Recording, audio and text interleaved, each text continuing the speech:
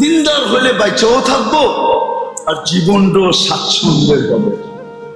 আর এই বাতিল ধারণা দিল থেকে বাহির করেন যে উন্নত হলেই আমরা স্বাচ্ছন্দ্যে থাকবো, উন্নত হলেই আমরা টিকা থাকবো। এটা মুসলমানের মুখে শোভা পায় না।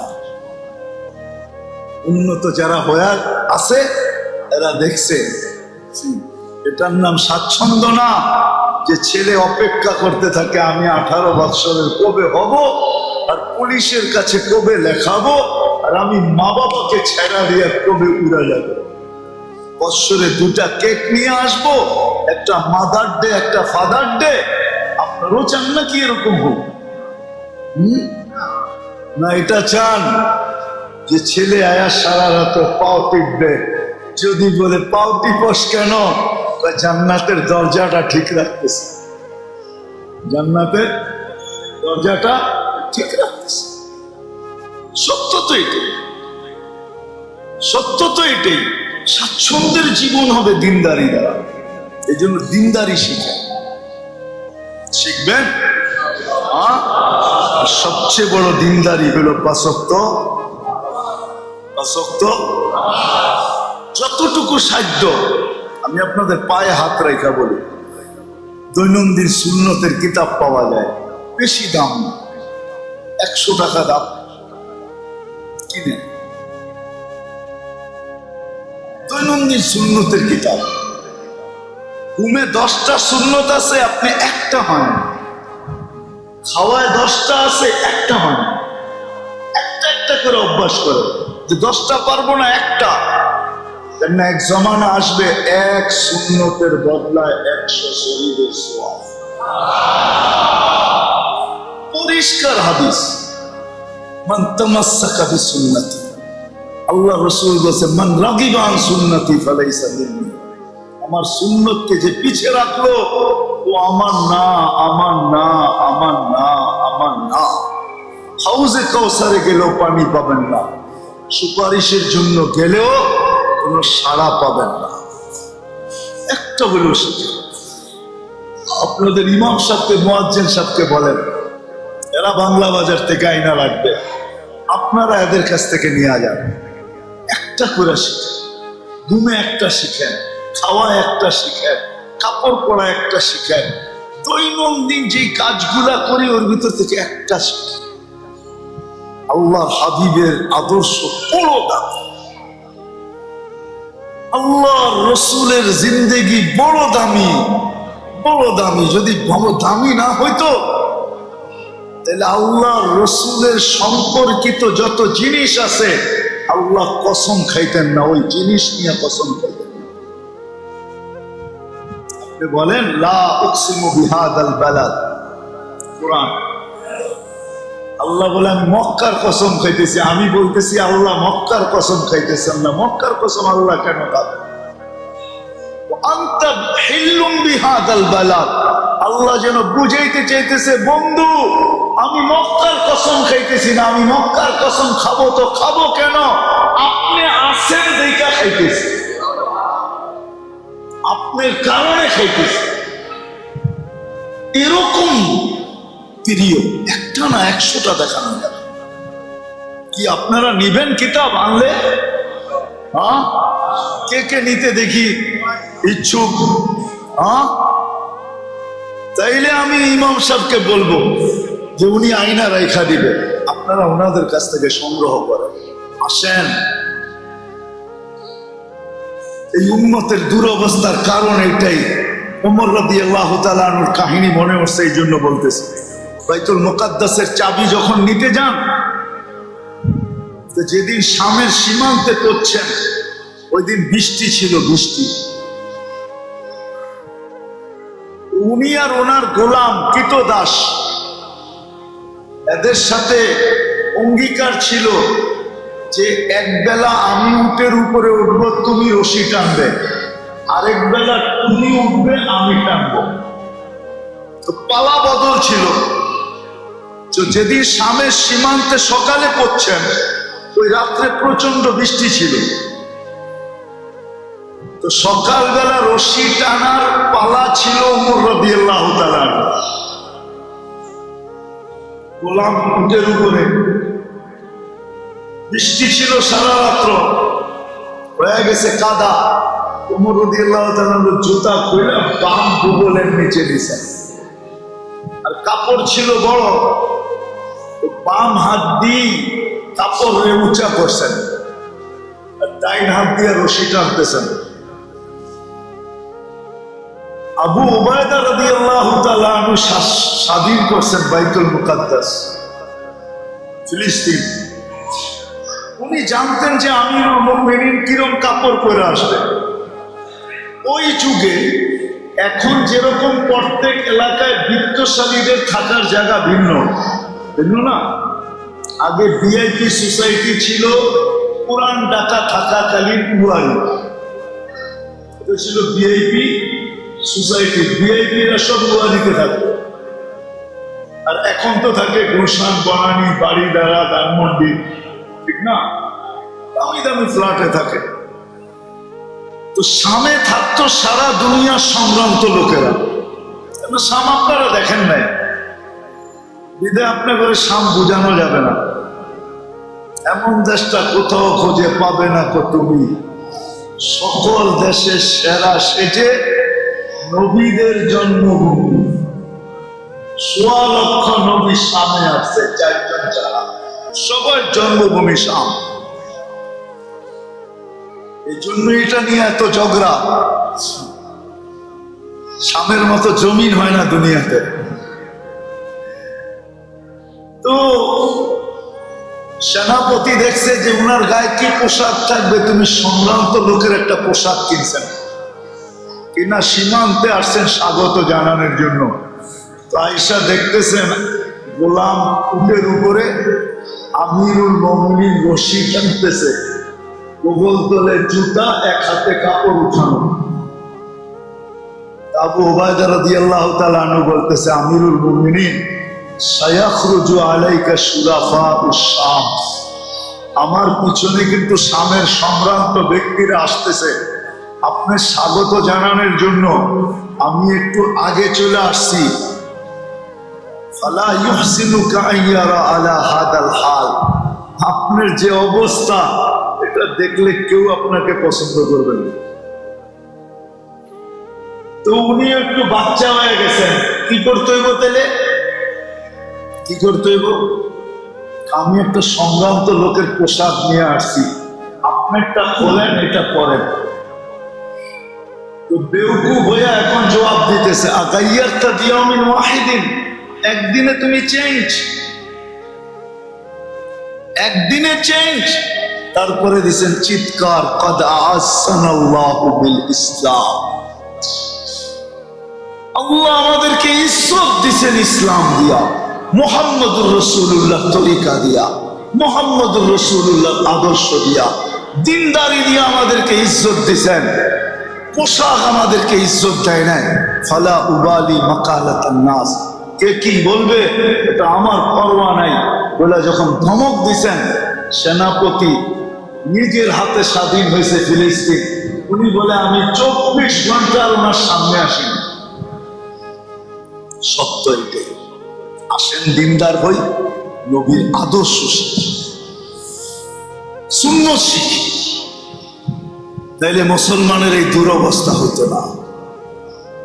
যাদের রব এত বড়, 99 নামের অর্থ আমি আপনাদেরকে দেখতে শুধু শুধু বলি, আমি যে আপনাদেরকে মাঝে মাঝে বলি না যে 99 নামের অর্থ দেখেন বাংলায়, তাইলে বুঝবেন আপনার রব কত বড়। তাইলে রবকে শুধু আল্লাহ বলবেন না, তখন বুঝবেন আপনার রব কি। বড় লোকের ড্রাইভারও তো বড় লোক হয়, ঠিক না? বড় পদস্থের মানুষ ড্রাইভারও তো, চাকরও তো। বাংলাদেশে বাংলা একটা প্রবাদ বাক্য আছে না, দায়ের থেকে, পরেরটা জানেন, দায়ের থেকে, আরে দাও চিনেন, দাও, দায়ের থেকে হাতল বড়, আসারি বড়। যদি দুনিয়া এরকম হয়, 99 নামের অর্থ এই জন্য দেখতে বলি, তাহলে বুঝবেন আপনার আমার রব কে। আজকে ছেড়া দিল কেন? শুধু আল্লাহ তো না, আমাদের রব তো রহমানও, আমাদের রব তো রহিমও, আমাদের রব তো মালিক, আমাদের রব তো কুদ্দুসুস সালামুল মুমিনুল মুহাইমিনুল আজিজুল জব্বারুল মুতাকাব্বিরুল খালিকুল বারিউল মুসাব্বিরুল গফফারুল কহ্হারুল ওয়াহ্হাবুর রাজ্জাকুল ফাত্তাহুল আলিমুল কাবিদুল বাসিতুল খাফিদুর রাফিউল মুইসুল মুদিল্লুস সামিউল বাসিরুল হাকামুল আদলুল লতীফুল খাবীরুল হালিমুল আযীমুল গফুরুশ শাকুরুল আলিয়ুল কাবীরুল হাফিজুল মুকিতুল হাসিবুল জলিলুল কারীমুর রাকিবুল মুজিবুল ওয়াসি আল হাকিমুল ওয়াদুদুল মাজিদুল বাঈসুশ শাহীদুল হক্কুল ওয়াকিলুল কবিয়ুল মাতিনুল ওয়ালিয়ুল হামিদুল মুসি আল মুবদি আল মুঈদ আল মুহয়ি আল মুমীত الحي القيوم الواجد الماجد الواحد الأحد الصمد القادر المقتدر المقدم المؤخر الأول والآخر الظاهر والباطن الوالي المتوالي البر التواب المنتقم العفو الرؤوف مالك الملك ذا الجلال والإكرام المقسط والجامع والغني والمغني المانع الضار النافع النور الهادي البديع والباقي الوارث والرشيد الصبور চল্লে জালালু ৯৯টা পদের মালিক আমাদের রব। মাঝে মাঝে দেখেন আমাদের রব তো অনেক বড়, কিন্তু আমাদেরকে ছেড়া দিয়া কেন রাখছেন? কেন ছেড়া দিয়েছেন? কেন তাকায় দেখেন না? বয়ান লম্বা হয়ে গেছে, নাহলে আরো শুনাইতাম যে ইব্রাহিম ইবনে আদহামকে বলছিল, ইব্রাহিম দোয়া তো করি, কবুল তো হয় না। তো ইব্রাহিম বলছে কবুল হবে তো হবে কি করে, তোমাকে দিল মরা গেছে। মা যখন দিল মরা যায় তখন চোখের পানিও কাজে লাগে না, কোন দোয়া কবুল হয় না। মাথা ফাটাইলেও আল্লাহ তাকায় দেখেন না। আর যখন দিল না মরে তখন ছোট্ট একটা শব্দ বললেই হয়। যেমন কিতাবে পাওয়া যায়, ইবনে আব্বা ইবনে ওমর রাদিয়াল্লাহু তাআলা আনহু বলে, সাহাবী উপরে চোখ উঠে খালি বলছে, ইয়া রাব্বা মুহাম্মদ উনসুর উম্মতা মুহাম্মদ, ও রব্বে মুহাম্মদ, এখনো কি উম্মতে মুহাম্মাদের সাহায্যের সময় আসে নাই? দমক দিয়া বলছে আল্লাহকে। বলতে দেরি আকাশ ফাইটা, উনি বলে আমি চোখে দেখতেছি ঘোড়া বাহির হইতেছে, অশ্বারোহী বাহির হইতেছে। সেকেন্ডের ভিতরে মাথার উপরে চলে আসছে। প্রথমটা আমার মাথার উপরে, আর শেষটা এখনো আকাশের ভিতরে আছে, ফাটলের ভিতরে আছে। আর আয়েশা চিৎকার দিয়া বসে, যা রব্বা, যা নুসরা রব্বা মুহাম্মদ, মুহাম্মদের রবের সাহায্য চলে আসছে। নাহলে ওই কথা সত্য হতো না। আপনারা পড়ছেন, জানছেন, বলেন যে 2 রাকাত নামাজ পড়া চতুর্থ আকাশ থেকে ফেরেশতা নামায় নিয়ে আসে। খলা বিনতে সালাবা এক বুড়ি ছিল, বুড়ি।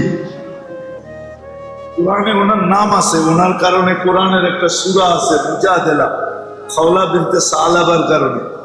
গরিব ছিলেন, হ্যাঁ গরিব।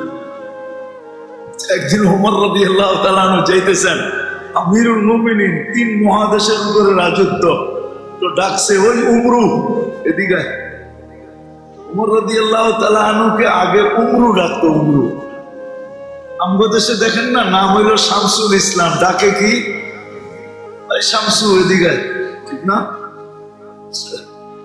তো ওনারে উমরু ডাকতেন। ওমর রাদিয়াল্লাহু তাআলা আনহু আসছে,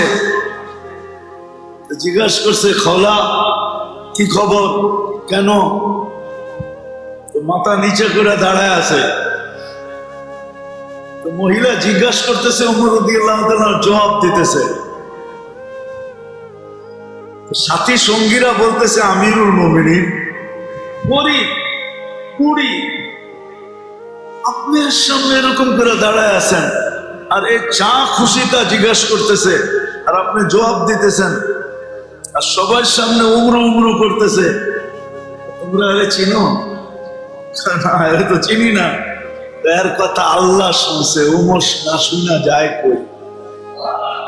কদ সামিআল্লাহ, আল্লাহ এর কথা শুনছে। কদ সামিআল্লাহু কওলাল্লাতী তুজাদিলু ফি জাওজিহা ওয়া তাশতাকি ইলাল্লাহ। আল্লাহু ইয়াসমাউ তাহাওয়াকুম। আল্লাহ যার কথা শোনে, ওমর শুনবে না তো শুনবে না কেন? 3 মহাদেশের খলিফা হোক, তাতে কি আসে যায়? ওমর শুনবে না। তারপরে বলছে, শোনো, এই বুড়ি যদি আমাকে 1 ঘন্টা না, 1 দিন না, 1 সপ্তাহ দাঁড় করায় রাখে, তাও আমি দাঁড়ায় থাকতে রাখি। যতক্ষণ দাঁড় করায় রাখবো ততক্ষণ আমি দাঁড়ায় থাকবো। এমনি এর কথা আল্লাহ শুনছে। আমাদের স্বাচ্ছন্দ্যের জীবন, রব্বে কাবার কসম, দিনদারির ভিতরে আছে। দিনদারির ভিতরে পরিবারকে দিনদার বানান, বাচ্চা কাচ্চাকে দিনদার বানান, নিজে দিনদার হন।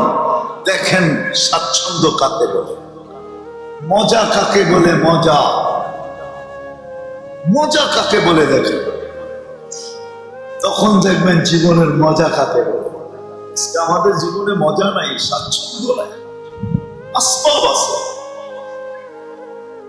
এই জন্য আমাদের টিকা না টিকা দিনদারির ভিতরে।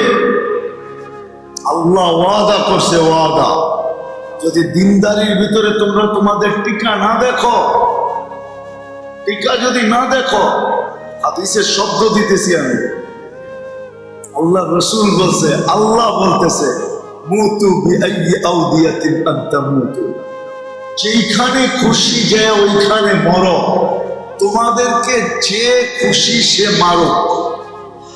ফালা উবালি বিকুমুল্লাহু ওয়ালা, আমি আল্লাহ তাকায়ও দেখবো না।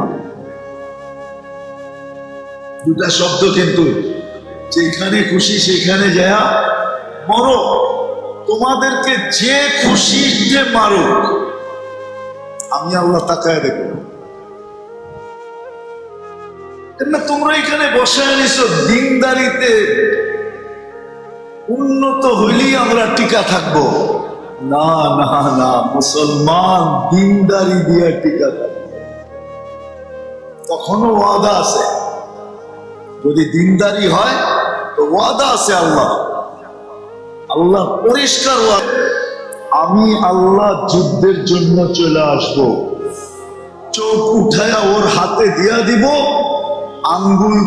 আঙ্গুল না শুধু, হাতের থেকে কবজি পৃথক করে তারপরে রেখা দিব। আজকে আমরা হইতে পারি না। মুসলমান থিওরি ভুল। শেষ কথায় চলে আসলাম। আজকে তো আমরা যাদেরকে দেখা চলতেছি, আসলে বলেন তো সূর্য কোন দিকে ডোবে?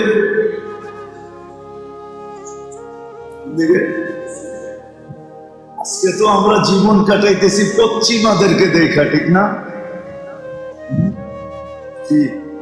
সূর্য ডোবে কোন দিকে? আমরা দেখি কোন দিকে? পশ্চিমাদেরকে, ঠিক না? কিন্তু সূর্য কিন্তু সকালে উঠে আমাদেরকে মেসেজ দিছিল যে দেখ, আমি পশ্চিমে যাই দেখা ডুবি, যদি না যাইতাম তো আমি কোনোদিন ডুবতাম না। ও মুসলমান বোঝ, তুইও পশ্চিমের দিকে তাকাবি, তুইও ডুবে যাবে। তুই পশ্চিমের দিকে তাকাস না। আমি পশ্চিমে যাই দেখা ডুবে যাই। সূর্য যদি পশ্চিমে না যায় ডুববে নাকি?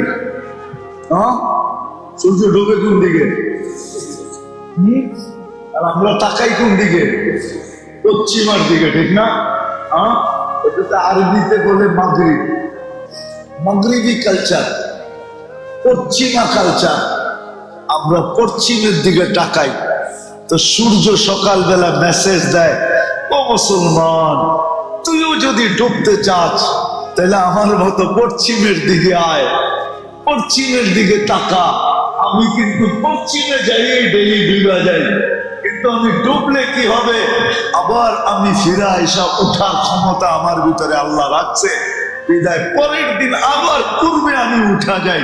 কিন্তু তুই যদি পশ্চিমে তাকায় একবার ডুবলি, তো জীবনে কোনোদিন আর তুই উদিত হওয়ার ক্ষমতা পাবি না। আজকে মুসলমান উদিত হওয়ার ক্ষমতা পায় না, এই জন্য ও তো দিনদার না।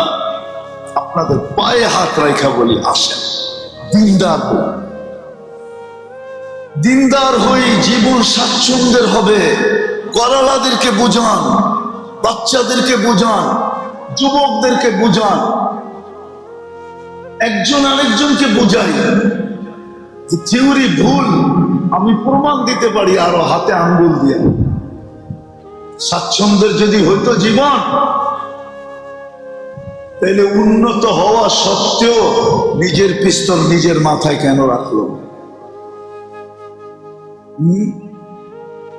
করটিয়ার জমিদারের সন্তান যায় ধানমন্ডিতে যায় দেখেন বাড়ি আছে, পদে সচিব, সে নিজের গলায় রশি নিয়ে নিজে কেন আত্মহত্যা করল?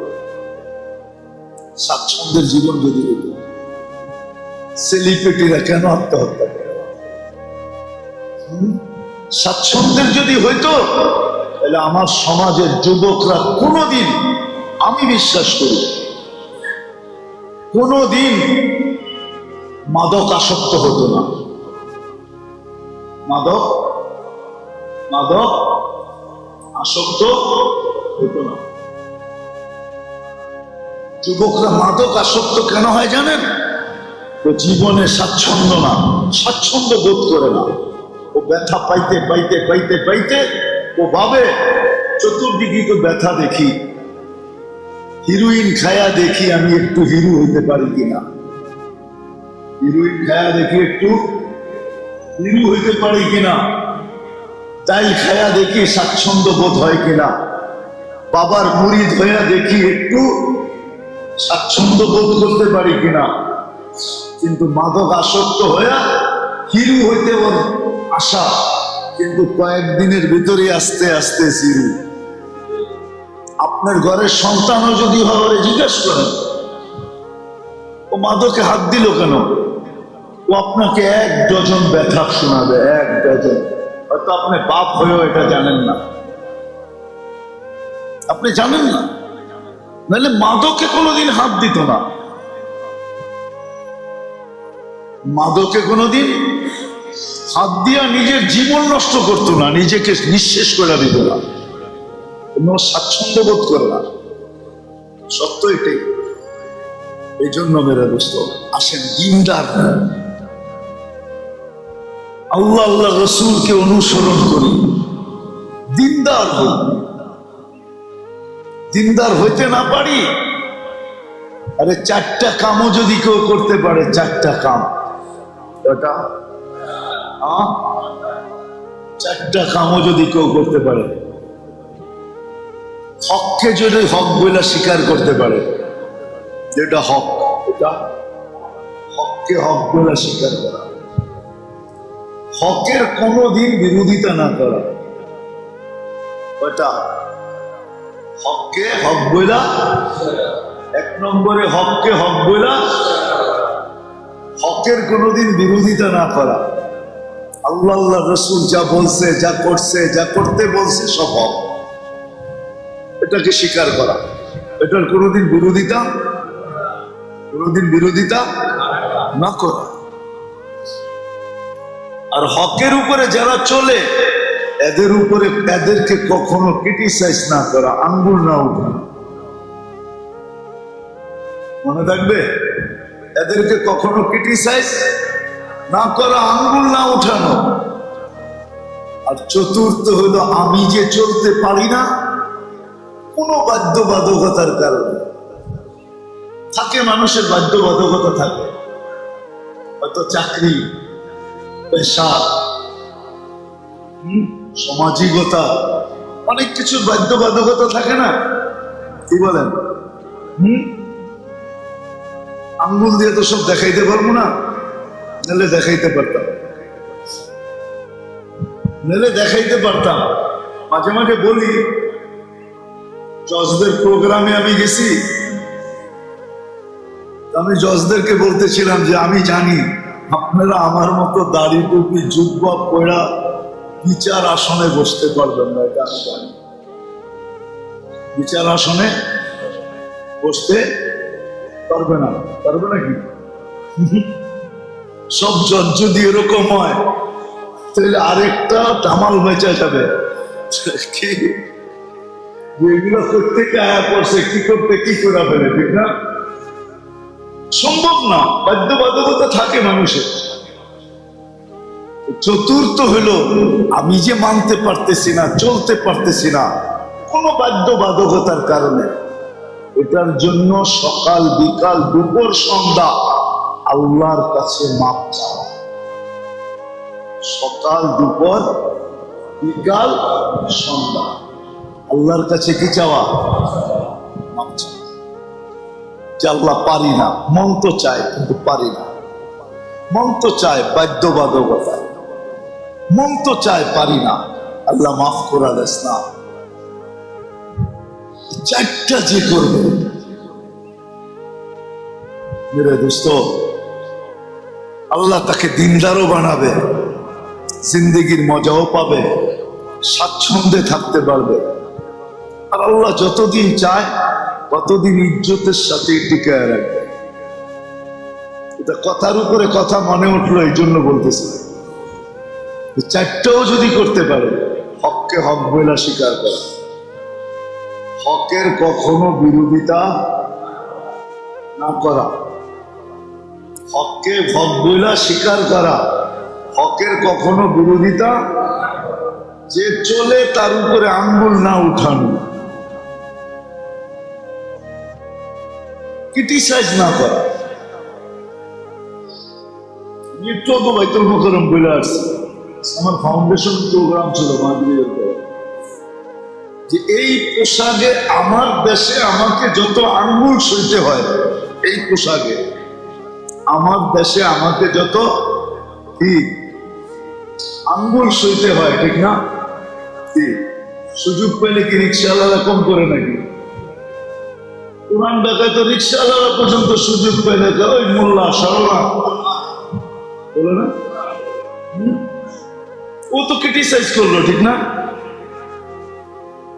এই পোশাকে এই দেশে আমাকে যত আঙ্গুল সইতে হয়, আমি 99 দেশ ঘুরা কোথাও পাই না যে আমার পোশাকের উপরে কেউ আঙ্গুল উঠাইছে। কাফের থেকে কাফের দেশও পাই নাই, দুনিয়ার কোন দেশে এই পোশাকের উপর আমি আঙ্গুল উঠাইছে বলে পাই নাই। বরং এমন শব্দ পাইছি, আমার মনে আছে 2008-এ আমার সফর চলতেছিল স্পেনে, 25 দেশের সফর চলতেছিল, তার ভিতরে স্পেনের সফরও চলতেছিল। ওই সময় স্পেনে একটা সমস্যা চলতেছিল। স্পেনের একটা দ্বীপ আছে, নাম হইল সাপ্তা, যেটা মরক্কের দেশ কিন্তু শাসন করে, মরক্কের দ্বীপ কিন্তু শাসন করে স্পেন। আমরা ওইখান থেকে শিপে আসতেছিলাম এল জাবরা, যেখানে জাবালে তারেক বিন জিয়াদ, সেই পাহাড়ের উপর দিয়ে তারেক বিন জিয়াদ স্পেনে ঢুকছেন, এল জাবরা বলে যেটাকে। ওইখানে নামার পরে আমাদের পাসপোর্ট গুলা, একটা অবস্থা চলতেছিল স্পেনে, পুলিশে নিয়ে নিছেন, আমাদেরকে বসায় দিছেন। আমরা যার জন্যতে আমল করতেছিলাম, আমাদের কাছে আছেই তো তসবিহ আর কোরআন, আর কি আছে। একটু পরে পুলিশের ওই এলাকার যে বিগ সবচেয়ে বড়, সে বাহির হয়ে আসছে। প্রথম পাসপোর্টটা আমার ছিল, আমার নাম ধরে ডাকছে, আমি গেছি। তো সে হাসতেছে আর বলতেছে ইংলিশে আর কি, যে তুমি ভয় পাও না, তোমাদের পাসপোর্ট কে আটকায় রাখে? তর্জমা বলতেছি, তোমাদের পাসপোর্ট কে আটকায় রাখে? You are messenger of God, তোমরা তো আল্লাহর রসুল। আসলে তার কথাটা ভুল, তার কথাটা, কিন্তু সে তো জানে না, সে জানে মেসেঞ্জার মানে আল্লাহর প্রতিনিধি, এই হিসাবে বলছে তোমরা তো আল্লাহর মেসেঞ্জার, তোমাদের পাসপোর্ট কে আটকায় রাখে। কিন্তু এরকম একটা শব্দ তো আমি আমার দেশে কোনোদিন শুনি নাই। আমি তো স্পেনে শুনছি, এখনো আমার 2008-এর কাহিনী আমার দিলে গাইটা আছে, যে একজন স্পেনিশ নন মুসলিম, তার ধারণা আমাদের পোশাক দেখা, আমাদেরকে দেখা, তার ধারণা যে তোমরা তো মেসেঞ্জার অফ গড, তোমরা তো আল্লাহর রসুল, তোমাদের পাসপোর্ট কে আটকায় রাখে। অথচ দৈনন্দিন না, দৈনন্দিন না হইলো সপ্তাহে, সপ্তাহে না হইলো মাসে, মাসে না হইলো বৎসরে, 2-3 দিন, 2-1 বার, 2-4 বার, 2-4, 10 বার আমার দেশে আমাকে এই পোশাকের উপরে আঙ্গুল দেখতে হয়। বড় দুঃখের বিষয়। যা হোক, 3 তারিখ তো লেখা রাখি, এটার বদল কিয়ামতের দিন নিব ইনশাআল্লাহ। আমি তো বলি, আপনার রাগ হয় না, আমি তো বলি যে কিয়ামতের দিন বলার সুযোগ হবে। উর্দু বুঝলে মনে হয় বুঝবেন কিছু। পিলাकर साकी तूने मुझे मस्ताना किया है, पिलाकर साकी, साकी চিনেন? আরে মনে হয় চিনেন না। এখন তো মাদক আয়া করছে, আগের মতো তো আর ওই তারি নাই। তারি, তারি চিনেন? বাংলা মত চিনেন? আগের মতো তো বাংলা নাই। থাকলে বুঝতেন সাকি কারে কয়। বাংলা যারা ব্যস্ত ওগরে সাকি কয়, সাকি। পিলাकर साकी तूने मुझे मस्ताना किया है। না, আমরাও পুরান ঢাকায় দেখছি অনেকে দেখতো মহল্লার ভিতরে, মহল্লারা রাত্রে তামাশা দেখার লেগে সজাগ থাকতো। হ্যাঁ, পুরা মহল্লা তাফালিং, ঠিক না? লঙ্গি কই হে কই না, এটা প্রতিদিন রাত্রে মহল্লার একটা কি তো নাটক হইতো, ঠিক না? হাইসেন না কিন্তু আবার কেউ, এটা মহল্লার ভিতরে একটা প্রতিদিনের কি তো নাটক হইতো, নাটক। পোলাপান পর্যন্ত হাসতে থাকতো। আবার সকালবেলা দেখা যেত ঠিক হয়ে গেছে, নিজেই মাপ চাইতো, দূর মিয়া ছাড়তে পারি না, কি করবো, হ্যাঁ ঠিক না? तो कभी का पिलाकर साकी तूने मस्ताना किया है, क़यामत में पूछेंगे तूने क्या किया है।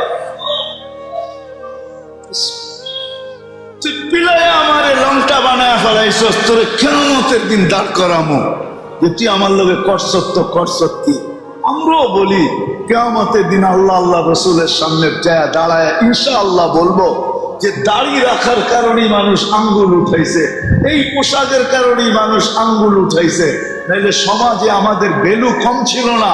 আমরাও কোনো বংশের ঘরের ছেলে ছিলাম, আমরাও কোনো মা বাবার সন্তান ছিলাম, আমাদের উপরে কেউ আঙ্গুল উঠাবে, আমরাও এই সমাজে বাস করতাম, কিন্তু আঙ্গুল উঠাইছে আপনাদের কারণে। আজকে কি দিবেন দেন না, ইনশাআল্লাহ বলবো। মনে হয় বুঝাইতে পারিনি আপনাদেরকে।